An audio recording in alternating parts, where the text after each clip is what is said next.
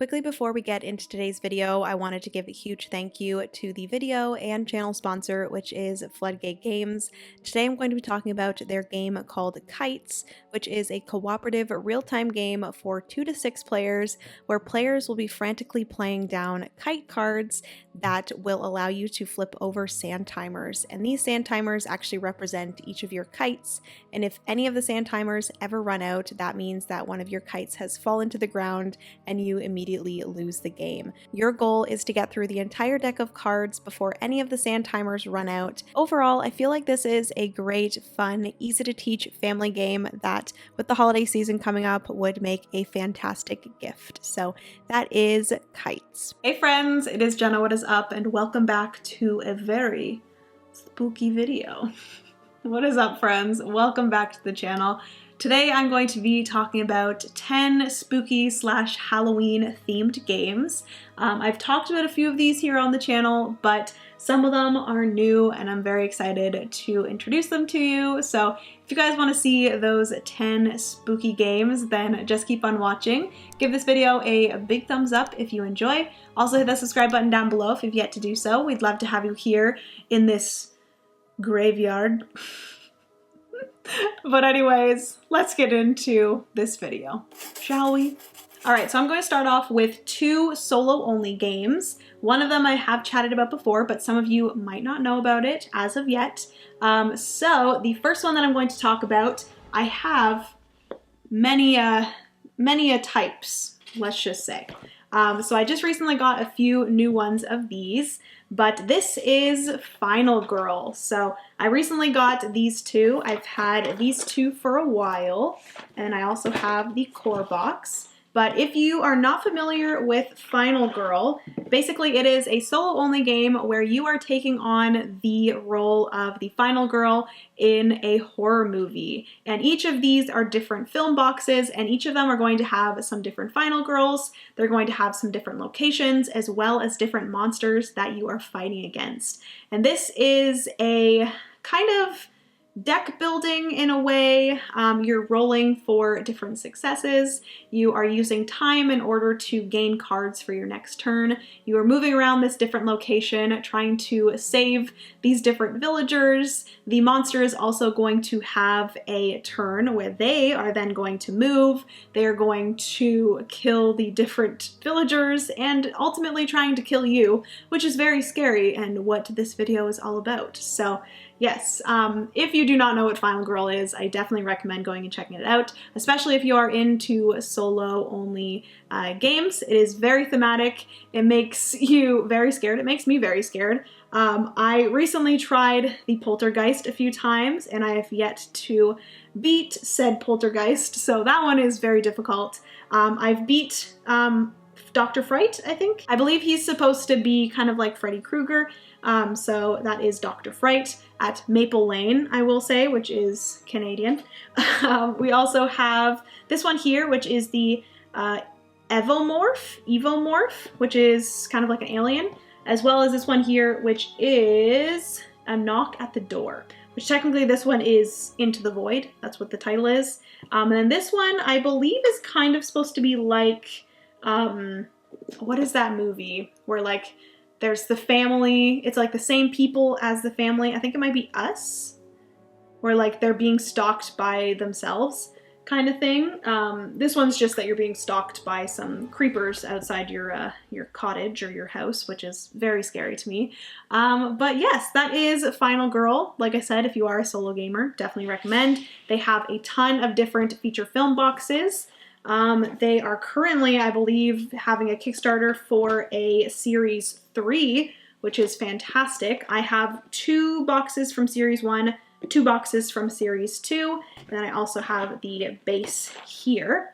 And I also have some playmats as well as some additional like components and stuff. But I have been really enjoying Final Girl. Also, I will mention that Final Girl is the solo game for the solo focus for the Board Game Garden in the month of October. So when you're seeing this, definitely go play yourself a game of Final Girl. And then moving on to the second solo only game. This is one that I just recently got because I backed on GameFound, but this is Witchcraft. And this is a solo only game, like I just said. If you guys have played the game Resist before or heard of the game Resist, this is kind of a re-implementation of that, kind of a next step in that series, and it has a completely different theme to it, where you are a witch coven and you're playing as witches trying to persuade three different like main townsfolk to persuade them to think that, or to prove to them that you as witches are not bad. You're just simply trying to protect the village because there's some like bad demons coming in and you're trying to get rid of the demons, but those villagers or townsfolk do not believe that your witchcraft is going to do anything, but you have to persuade them to that. So you are playing down different Witch Coven cards, either in their hidden ability or in their revealed ability. If you reveal them, unfortunately that means that they are like outright doing their magic in public, and the townsfolk are going to put that witch in jail, aka you have to discard that card and you're never able to use it again unless you use some sort of ability to get them back from jail. Or you can use them as hidden, so they're like secretly using their powers in order to defeat these different challenges. There are going to be 3 different locations that are going to be out, and you're going to have to defeat some challenges that are protecting the location and then also beat the location. They're going to have some numbers that are going to be like their power that you have to defeat. And it is a very difficult game. I've played it, I think, 2 times now, and I've very, very, very much enjoyed it. I also enjoyed Resist, but I do prefer this theming over Resist, which is a little bit more of a like historical kind of war theme, which I don't love. So Witchcraft is definitely one that I really, really enjoyed, absolutely loved. I knew I was going to enjoy it because I loved Resist, and the witchy theme is just something that I love. So that is why I automatically backed it the moment that I saw it, but that is Witchcraft. All right, so moving into all of the rest of the games, that some of them can be played solo, but they are all able to be played multiplayer. The first one, I think I'm going to go from like small box to large box. The first one is the smallest of all of the rest, and that is Castle Party. Castle Party is one that I picked up quite a while ago. I actually got it on Facebook Marketplace for a pretty good price. It plays 2 to 4 players, and it is a flip and write game where you, I believe, are putting on a party for the Pumpkin King, if I'm not mistaken. Yes, the Pumpkin King is throwing his annual ball for all of the monsters in Nightmare World. Love it. So basically what is happening is each player is going to have a hand of cards, and each card is going to have a type of monster and an icon that you're going to have to write for that particular monster. So for example, the ghosts are a circle, the Frankenstein's monsters are a square, the witch is like a triangle, kind of like a witch hat. But basically you are going to, as the active player, flip over a card, and that's going to show you a shape that you and the other players have to make with those cards in your hand. So it's going to be a polyomino shape. So for example, it could be an L, and the first card is going to be played by the active player into a specific spot, and then the other players in like player order are going to play down their cards to make that L shape. And then once that shape has been created with the cards, so in that example it would be 3 cards making an L, each player would then have to place that shape into the ball. And you're going to want to group together like monsters. You're going to be getting victory points for the groups of monsters. You're also going to be gaining victory points for some different objectives that you're doing 3 times during the game. You're also going to gain some victory points for not using special abilities. So you have 3 different special abilities that you can use, but if you don't use them by the end of the game, then you do gain 2 victory points for those, and a few other different things for unicorns, stuff like that. But I really have been enjoying this game. I love the art so much. Devere really has been making some great games. This is not a new game per se, but they have created some wonderful games. So this is another one by Devere that I have been very much enjoying. So that is Castle Party. Moving on to another roll slash flip and write. This one's actually a roll and write, but this is a re-implementation of another game, but making it spooky. So there is a roll and write called Floor Plan, but this one, they actually made it into floor plan, the Winchester Mystery House, which I think is so cool. I absolutely love the whole story of the Winchester Mystery House. If you guys do not know, there is a very large mansion called the Winchester Mystery House that was owned by Mr. Winchester. He was the creator or inventor of the Winchester rifle, and his wife, when he passed away, as well as I believe their child passed away as well, which is very sad. But basically she was convinced that the house was being haunted by all of the ghosts of people that were killed by the Winchester rifle.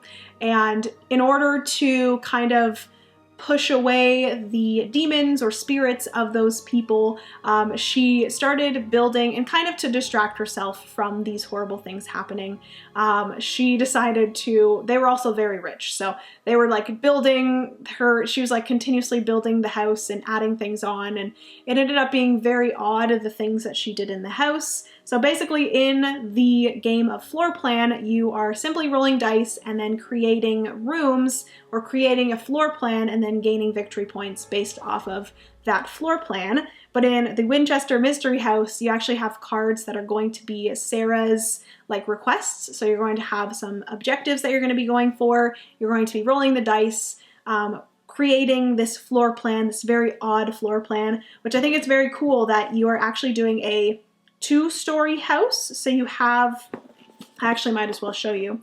I think it's very cool the way that they did this, where you actually have two layers. You have the clear layer here, so you can do your first level on this, then you actually put this over top, and then you're going to do your second level over top, which I think is very, very cool. So yes, that is that. Like I mentioned, this one additionally you're going to have some Sarah's request cards. Oopsie, I didn't put this back in the rule book, but we're just gonna ignore that. And yes, but anyways, that was another spooky game that I've been enjoying. That is Floor Plan, the Winchester Mystery House, which this one can be played solo. All right, so moving into a slightly larger game and a new to me game, but a pretty old game. I believe this was 2014, 2015, but this is Broom Service. So I have heard about this many, many times, specifically by Chris Yee of the Dice Tower. He absolutely loves this game, and I find myself kind of aligning with a lot of his tastes. So when he had this, I think in his top 10, and the fact that it's a witchy themed game, and it is kind of a pick up and deliver, not so much pick up, but it's gather resources and deliver type of game, with a very interesting, almost trick-taking-ish style of card play. It definitely isn't trick-taking, but it's a very interesting card play, I would say. But yeah, when I saw that, I was like, I need to try this game. I found it for a good price at a local convention bring and buy, and I picked it up. So Broom Service is wonderful. Unfortunately, it does not have a solo mode, but I'm sure there is a fan-made solo mode somewhere. But basically, you are playing down cards. Everyone simultaneously is going to secretly pick 4 cards from their hand of 10 cards. Everyone has the exact same cards. You're going to pick 4 of those cards. There are some witches that are going to allow you to move to different terrain. There's going to be gatherers that are going to allow you to gather some different potions. There's also going to be druids that are going to allow you to deliver to specific places. And then there are going to be, there's the weather fairy as well that's going to allow you to collect these clouds that are going to get you victory points at the end of the game. And basically each player is going to simultaneously pick 4 of those cards secretly, and then on an active player's turn, they can play down a card, and they are either going to say they're going to play that card bravely or cowardly. And if they decide to play it cowardly, the strength of that action is not going to be as good, but they can automatically do that action, and then it'll be moving on to the next player. If that player has that same card, they must play it down. They can either, again, play it cowardly or brave. That player might decide to play it brave, which when you are playing a card brave, that actually means that you are risking a little bit, because any other player could then, the next player might say, I'm also going to play that brave. And that actually means that the player that most recently played it brave doesn't actually get to take that action at all. So when you're playing Brave, you're hoping that the rest of the table does not have that card, because the last person to play a specific card Brave is the one and the only one that can play it Brave. But if you do decide to play it Cowardly, you can always just automatically play that. It won't be as strong, but at least you'll be able to play an action or do something on your turn. So that continues. You're going to be moving around this map, collecting resources, as well as dropping off these resources at these different towers. You're also going to be collecting clouds with your weather fairy, and you're going to have to spend wands that you do get from delivering to different towers. You'll spend wands in order to gain those clouds. Then at the end of the game, how many clouds you have, each of the clouds have little lightning bolts on them, and however many lightning bolts you have, you'll be able to gain victory points based off of that. But yeah, I really enjoyed this one. It's the card play is a little bit complicated to wrap your head around at first, but once you get into it, it completely makes sense, and the whole game is pretty straightforward at that point. So that is Broom Service, a game that I've been wanting to try for a very long time, and finally have it in my collection, and it is wonderful. Moving on to a game that I've chatted about here on the channel, but it's been a while since I've chatted about this one, and also I just recently discovered that this game can be played solo, which makes sense because it is a cooperative game. I feel like a lot of spooky games tend to be cooperative, because it's kind of fun, like working together to like fight off different scary things. But I think it's fun that when it is cooperative, you can play it solo. So this one here is Subterra. So this has been a game that we've had in our collection for a very long time. Francis and I absolutely love Subterra. It is 1 to 6 players, and basically you are all going to be asymmetric characters dropped down into a underground cave where you are going to be exploring this cave, and different bad things are going to be happening, and you're going to be exploring it one tile at a time. And each of those tiles could possibly have something bad. There could be some poisonous gases, flooding, monsters, cave-ins, different things like that. And your goal for the game altogether is to find your way to the exit without dying, which often people do die, or they don't full-on die. You can get revived if another player comes and helps you out, but for the most part, some players do die. Some players make it out. Sometimes no players make it out, but it is very, very fun. It is spooky, it is very stressful, but that is why I love Subterra. So that is that. Moving on to another cooperative game. This one is one that I have chatted about before, and I feel like a lot of people will probably know, but if you do not know, I definitely recommend. But I wanted to mention this one because there is a few other variations of this, and there is specifically a new one that is, I think, out now that I do really want to try.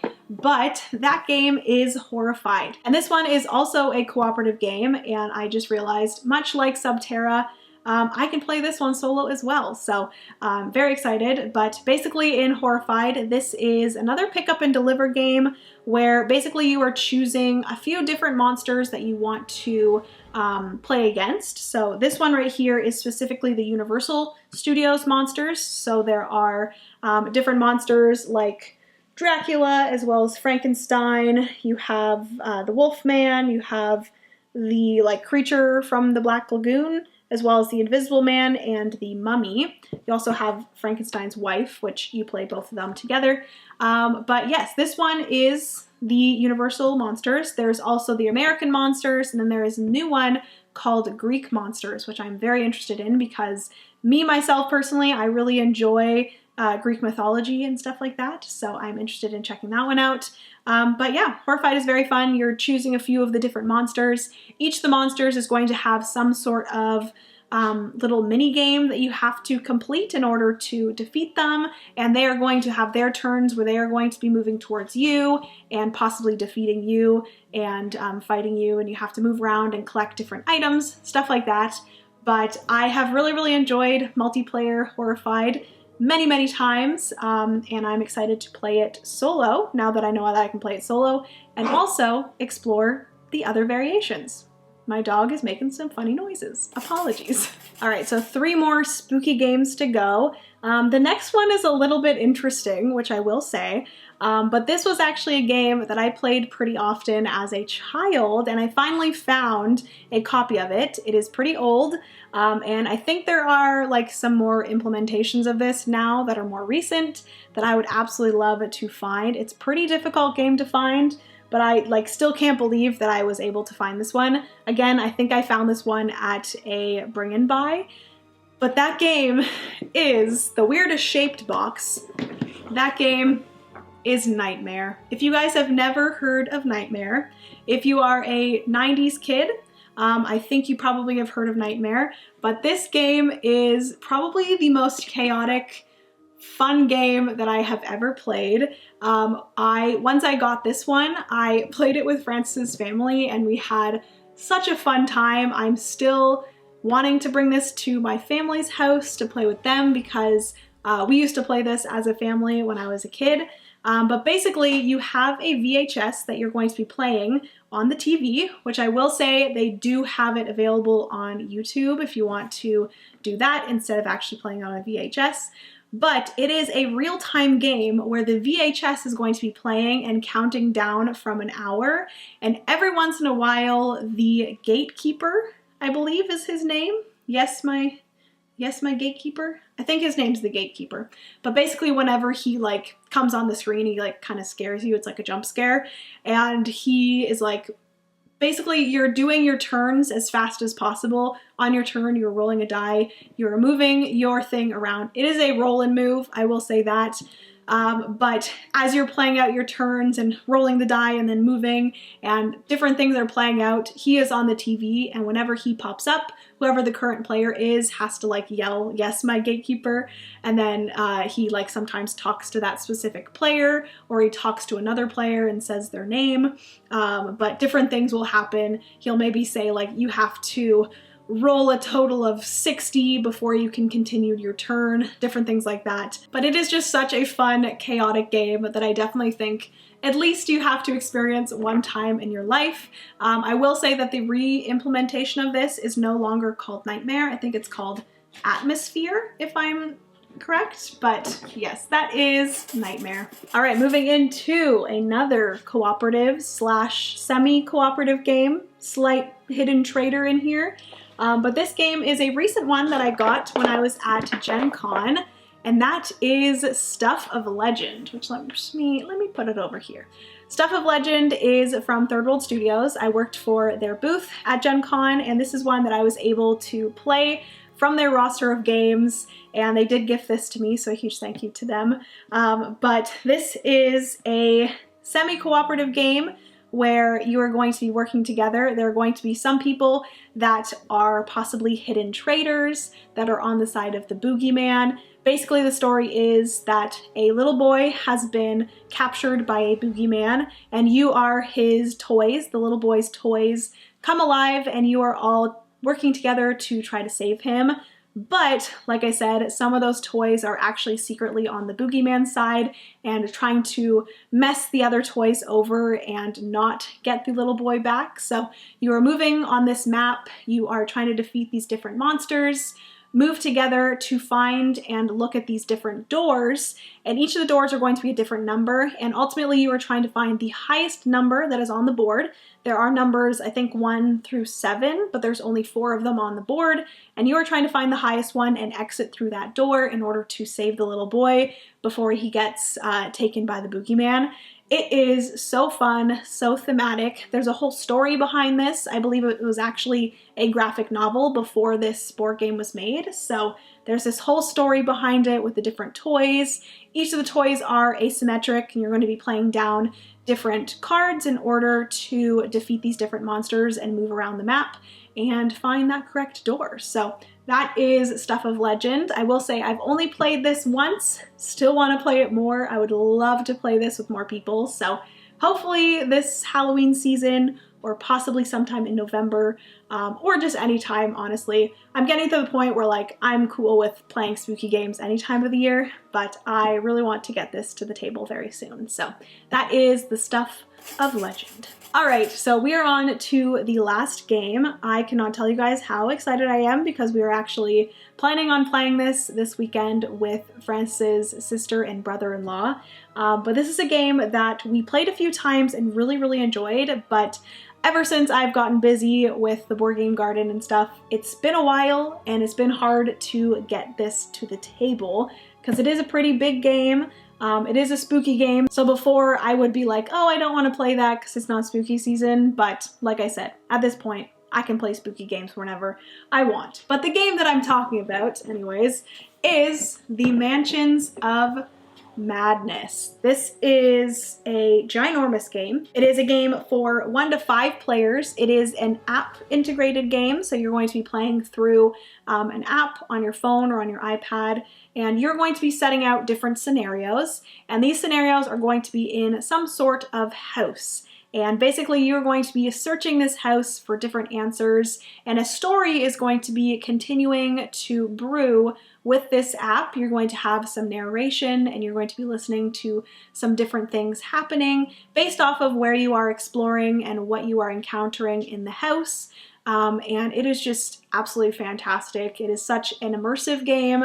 It's very challenging. I will say that. I don't think Francis and I have beat this yet. We've played the same scenario a few different times over and over again, and we have not beat it yet, so hopefully we will this weekend. But there are a ton of different scenarios. You can get additional scenarios in some other boxes, but I believe this one has 3 scenarios, 3 or 5 scenarios possibly. I could be wrong. But yes, absolutely love this game, and I'm so excited to finally be able to get it back to the table. That is Mansions of Madness. All right, friends, so that is going to be everything for today's video. Those are 10 different spooky games that I have been playing and I'm very excited to get played this Halloween season. Hopefully you guys enjoyed. If you did, give it a big thumbs up. Also hit that subscribe button down below if you've yet to do so. We'd love to have you here in the garden. Comment down below any other spooky games that you guys recommend I check out. I would love to know. I feel like there is not enough spooky games. And when I say spooky games, I feel like there needs to be more like paranormal ghost kind of spooky games rather than like monster spooky games. Also witchy spooky games I'm always down for. But yeah, I have really enjoyed talking about all these spooky games with you guys. Like I said, put those recommendations down below for me and anyone else watching this video of some more spooky, scary Halloween games that you recommend. But yeah, I love you guys so much. Remember, you are somebody's reason to smile, and I will see you in the next board game video. Bye, friends.